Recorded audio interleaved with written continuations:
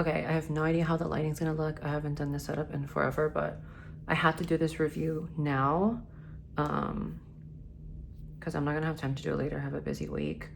And I just finished reading, so I just did the review for Next to Heaven like 3 hours ago. And then now I'm doing the review for The Imagined Life. Oh, and if my phone falls down, I don't know if you'll even know. The Imagined Life by Andrew Porter. This, I just finished it. I started it yesterday right after I finished reading Next to Heaven. And I just finished it literally 10 minutes ago. And this is what the inside flap looks like. And the author. And then this is what the pages and the font looks like. I'll show you.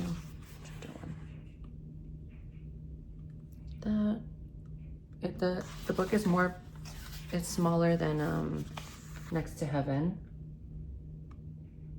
Okay, so I saw this book at Barnes & Noble in one of the Barnes & Nobles that I've been to, probably like 2 months ago. And I didn't buy it because I just wasn't in the mood to read another book at the time. I forgot what I was reading or whatever. So I didn't want to like overstretch myself too much on reading. So I didn't buy it yet. And then this past weekend I did. The vibe is so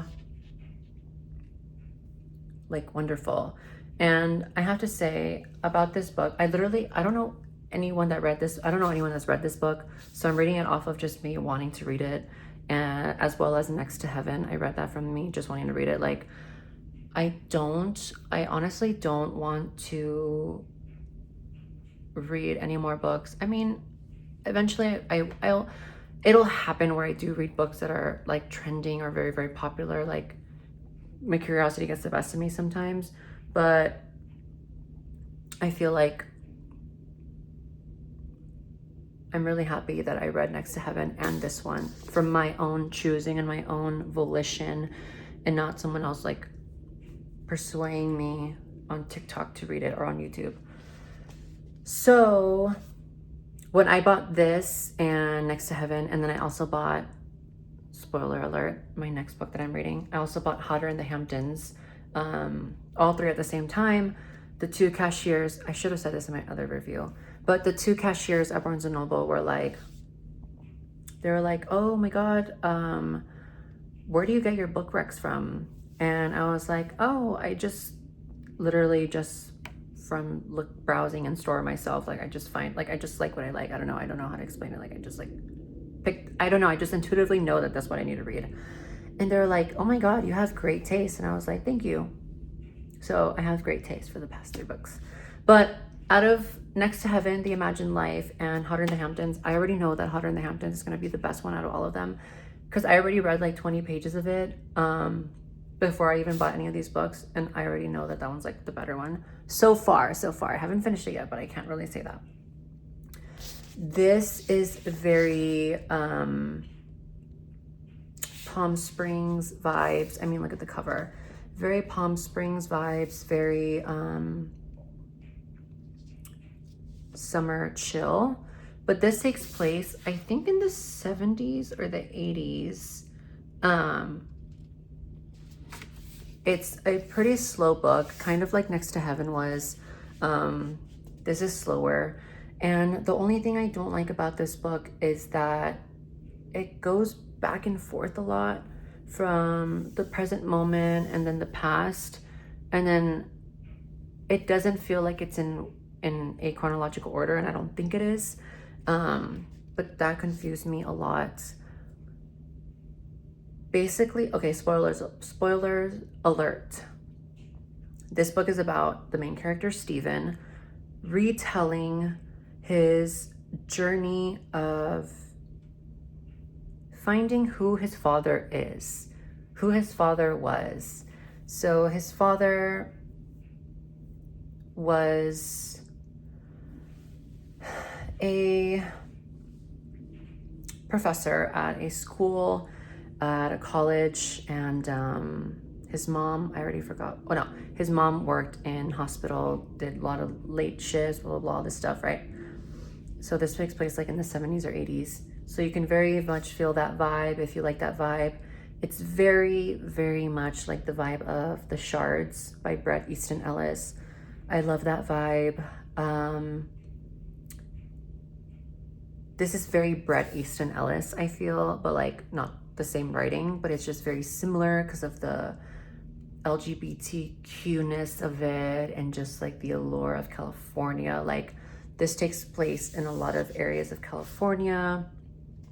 If you're a California native or if you know a lot of areas of California, then you're gonna know a lot of the places in here. There's so many places of California that are mentioned here that like, even I can't even think of one, but it's like Palos Verdes, and it's just like so many other ones. Like I can't even think of them right now. Like there's so many, and I'm a California native, so, but there's so many places there that I haven't even been to. Like, I don't even want to talk about it, but okay. So this book really is a portrayal of the fact that Stephen is not a spitting image of his father, but Stephen is a lot a mirror of his father. He does the retelling of the story of when he was like 11, and then like he notices that his father was with this man a lot. This man would come over to their parents' place all the time. His name was Derek, and he didn't know what Derek was doing over at the house all the time. And he's just like, why is this man like coming over all the time, blah, blah, blah. He like stays over kind of permanently at the cabana that in their house. And the story was told in like segments, right? Like periods of like of memory blocks, not memory blocks, but like memory snippets of scenes of like where he would remember like his father being a little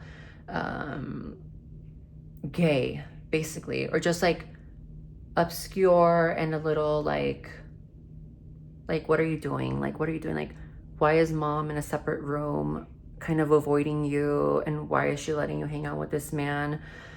And why are you having parties in the pool with a lot of younger kids from college that look like male models, like runway models? Stephen said that they were all beautiful men, they were all young, and they were all like in their swim trunks, and they would throw parties, and that the mom would just like be inside the house smoking cigarettes and just like trying not to be a part of it and trying not to be involved. And that guy Derek was just all over the father all the time, very friendly, very like, what's going on here?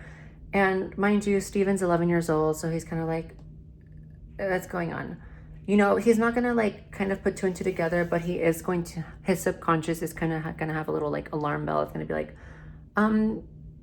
this doesn't feel right. Like dad's doing something that he shouldn't be. It's like weird.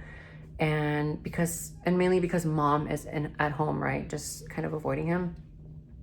And so it's like the story of that. And then like the young men, the college students would literally like all start taking off their swim trunks, and then they would go into the pool like without the swim trunks.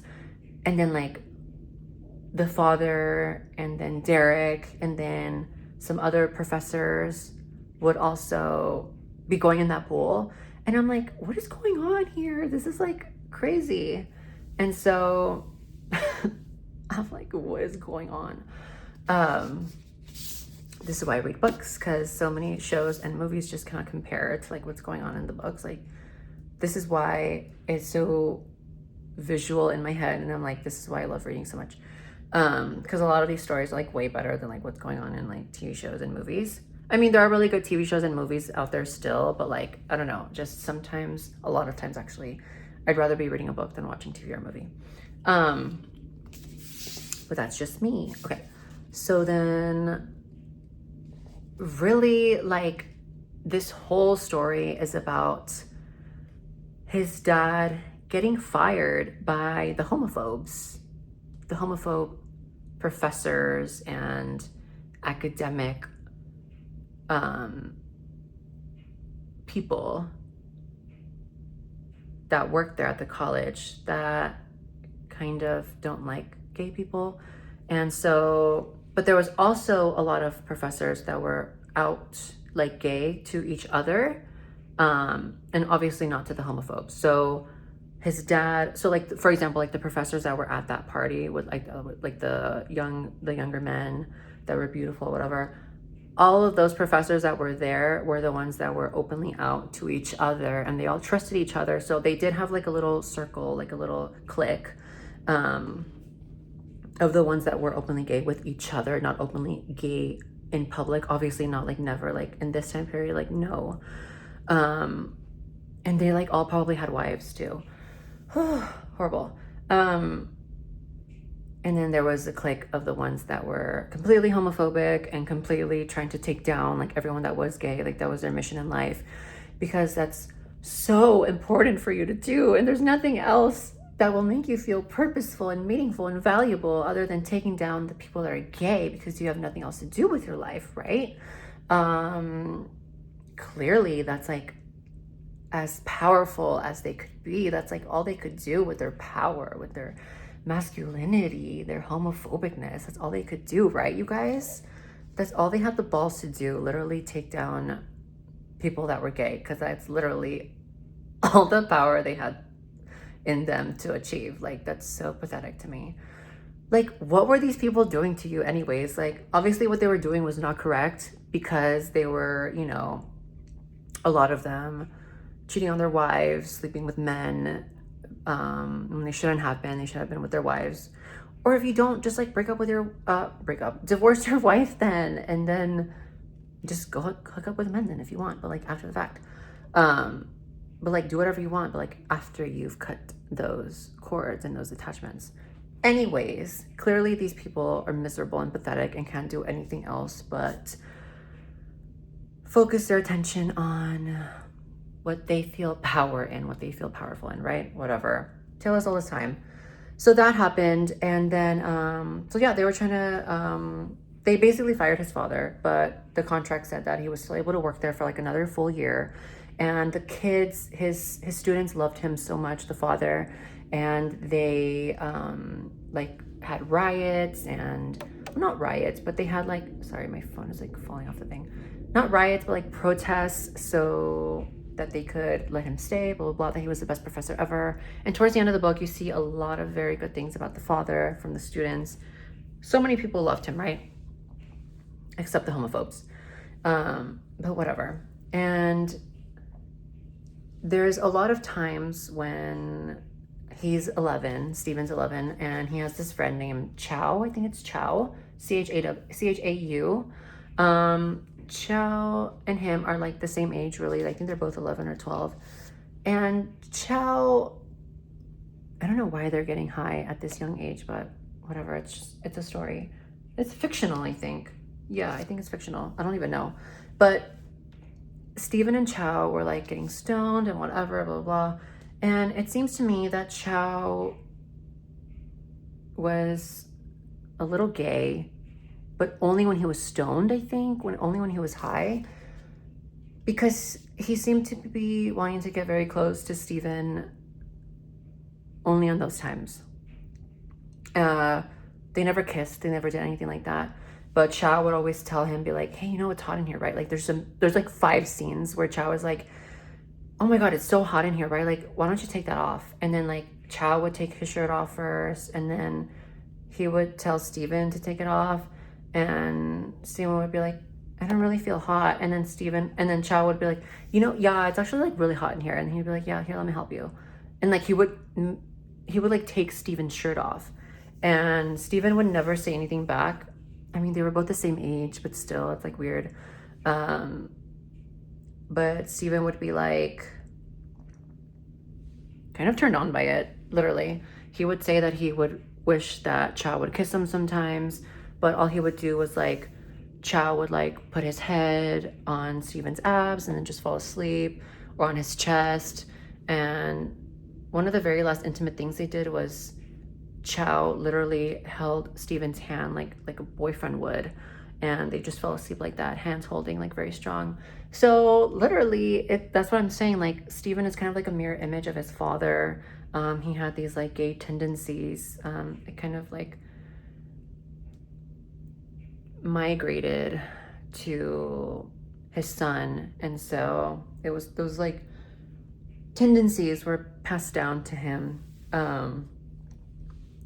But then there's moments where Stephen's like, no, like I'm mostly straight, but like I don't know, I'm like, I like Chow, and I think he was the first love of my life. And now that I look back on it, yeah, I think he was.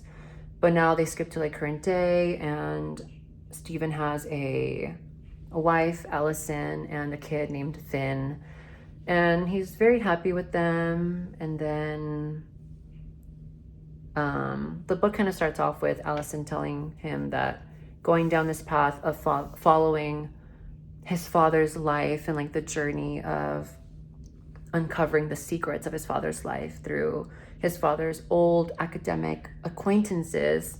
So we get a lot of conversations like that with his father's prior acquaintances from when they were when Stephen was like 11 and 12 and 13.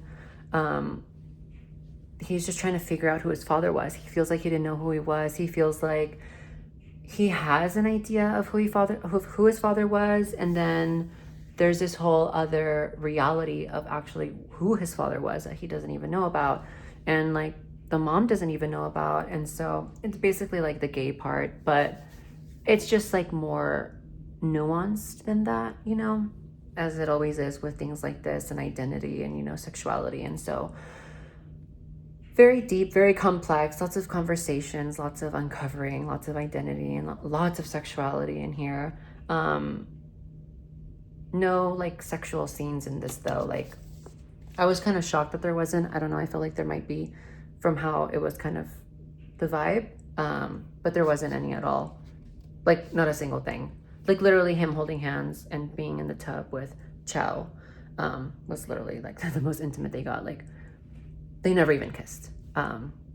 So there's like barely anything. So there's like zero spice in this book, if you care about that.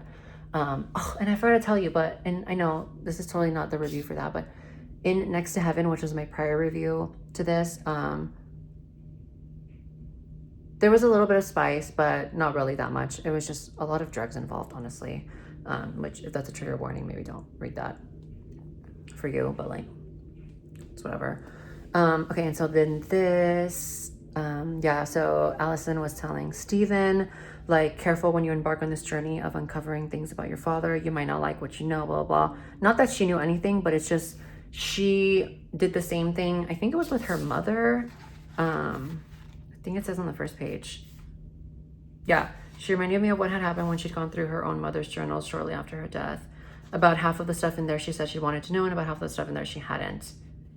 In the end, she felt that her mother's image, or at least the image she'd always had of her mother, had been diminished, changed. She'd been humanized, is what I think she meant. And I suppose that sometimes, despite her best intentions, this isn't something we always want. So yeah, so she already had embarked on a parental journey of discovering who her mom was through like her mom's journals and blah, blah, blah. And so that was a mirror image of also Stephen, what Stephen was about to do. A lot of mirroring going on in this novel. Maybe that's why there's a reflection of the pool here.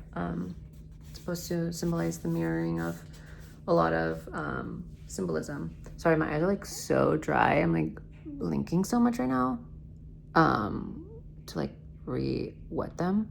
I don't know why they're like so dry right now. It's like so dry outside. What else do I say? I don't know what else to say. I enjoyed it. It's 273 pages. Yeah. And it's 22 chapters. Look at how thick it is. It's not that thick. I really liked it. I got it because I was drawn to the cover. Honestly, you guys, I pick, you know me, I pick a lot of books because of the cover. If the cover's not good, I might not read it. I'm sorry, but I am like that. And yes, I have read a lot of books where the covers, I don't like them and the books are very good. So I'm not saying that. I'm just saying that I do a lot of times intuitively go off of the cover. And then there's also books where I'm just drawn to them because I like psychically know that I'm going to like this, and I always, for the most part, end up liking it. I don't know, because my future self like knows that this is going to be a good book. I don't know. But I thought this was good. Oh, let me just tell you the end. So, I mean, just because I told you like the meat and the potatoes basically doesn't mean that you've read the book, and it's really not the same. You just have to go through it, go through the motions. So I would still say read the book. But what happens in the end is that his father basically disappears. He leaves his mom and Stephen, and they have to move out. And then, yeah, like there's just a lot of sadness in it. And I'm telling you, it's a very Bret Easton Ellis vibes. But I know this is Andrew Porter, not Bret Easton Ellis. It's just like the vibe. It's just very similar to like Bret Easton Ellis. The only reason I say that is because I don't read many books that are like centered in like the 80s. And so when I do, I refer to them as like kind of Bret Easton Ellis, because it's very like that vibe to me, because that's just my life experience. The Bret Easton Ellis being related to the 80s and to like the 90s. So that's why I say that. Okay, stop. But the very last thing really is just that he finds his father, through the help of some people, in a facility. I don't even know what would be called the facility, but it's better than being homeless, and it's better than being in like a crazy person. Wait, that's insensitive. What is it called? Like an asylum or like an institution? Yeah. His father basically got diagnosed with some type of schizophrenia. I forgot what kind it was, but he got diagnosed with schizophrenia, and so yeah, he's being taken care of for that. And Stephen went to go visit him, and his father didn't recognize him at all, doesn't remember him, obviously because of the condition that he has now. And obviously it's so sad for Stephen, and Allison just told Stephen, like, I'm sorry, like, that he's like that, like, I don't know what to do, like, I don't know what to say, but Stephen kind of feels somewhat peaceful, but it's sad because his mom died several years ago, and so now he feels that he was at an age where he's not really too mad at his dad anymore. It took him like 30 or 40 years to not be mad at his dad anymore after leaving his mom and him. But yeah, sometimes his dad would come visit them again, and then he wouldn't. So it's kind of like all over the place, the timeline. That's why I was a little confused. But yeah, it's sad that his father doesn't recognize him. And Allison got a job offer to go, I think, to the East Coast. And Allison was like, yeah, Stephen, like, all your ghosts are here in California. I think even like the West Coast. So this might be the best thing for us. And I know it's too much to ask, but I think we should all go. So she got a job opportunity, and so they're going to take it. And the book ends with him at the beach with Allison and his son Finn, and him just being reminiscent and nostalgic of his own family and how he would go to the beach when he was young, and how it would just seem like the world was a completely different place, and it was just so much different and so much kinder and so much fuller than how it is now, even though he has his own family too. And so he felt like he was seeing his mom and his dad in the wife and his son, just that little image of them at the beach. And so it was sad, and then he didn't realize that he was crying so much until he caught up to them and they looked at him, and that's when he realizes that he was crying so much. Very sad. That's where it ends. So I really enjoyed it. I really liked it. It's slow, so if you don't like slow books, then I probably wouldn't recommend this one if you don't. But if you don't mind like something that takes its time, it's only 273 pages. I literally read this in a day, like literally a day and a half, really. But yeah, it's a slow book, and I really liked it. I'm going to read Hotter in the Hamptons next. I don't think I'm going to start reading that though until next weekend. If I have the time, I will try to read some of it throughout the week. But I just know that this week I'm going to be busy. And so that's why I had to do all these book reviews like all at once. And that's that. Oh, and then also I saw Superman the other day. And oh yeah, so hold on. So that's my review on the Imagine Life by Andrew Porter. I also saw Superman the other day and I thought it was really good. I saw it like literally the day before the last day that it was going to be showing in IMAX at Red Rock Theater. And the new IMAX theater at Red Rock Theater is so beautiful, got remodeled. I haven't been to the theater in like a year, I think. What was the last thing I saw? Well, I haven't been to Red Rock Theater in like a year, but I have been to the theater, but I don't remember what was the last thing I saw. Oh, Thunderbolts. I saw Thunderbolts, but that was at the Palace Station Theater. Yeah, so the IMAX theater at Red Rock is so beautiful. I like literally love it so much. So now I want to see everything in IMAX. But that was the last time you could see it at IMAX because Fantastic Four comes out today. And that is a huge day in history that Fantastic Four comes out today. And so I need to see it in IMAX theater before the next movie takes its IMAX spot. So sometime within the next 7 days, I have to watch it like priority because I love Fantastic Four. And I hope this movie does good. I thought Superman was incredible and amazing. And I think that